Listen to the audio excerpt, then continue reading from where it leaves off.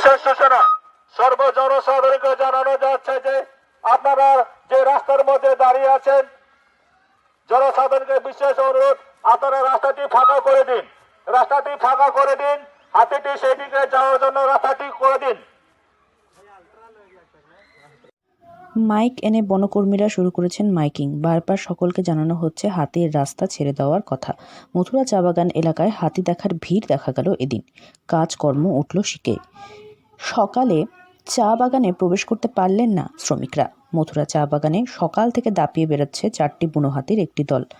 জনতার আওয়াজে উত্তেজিত হতে দেখা গেল হাতিগুলিকে। বুধবার সকালে ঘুম ভেঙে মথুরা চা বাগানের বাসিন্দারা দেখলেন হাতির দলটি। চা বাগানের আউট ডিভিশনে 4টি বুনো হাতি দাপিয়ে বেড়াচ্ছে। এই ঘটনায় যথেষ্ট আতঙ্ক ছড়ায় এলাকায়। জানা গিয়েছে জলদাপাড়া জাতীয় উদ্যান থেকে হাতিগুলি বেরিয়ে মথুরা চা বাগানে প্রবেশ করে। ঘটনাস্থলে গিয়েছেন বন দপ্তরের কর্মী ও আধিকারিকরা। মাইকিং শুরু হয়েছে বন দপ্তরের চিলাপাতা রেঞ্জের পক্ষ থেকে।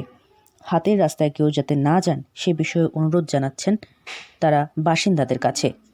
দেখে নিন সেই ছবি।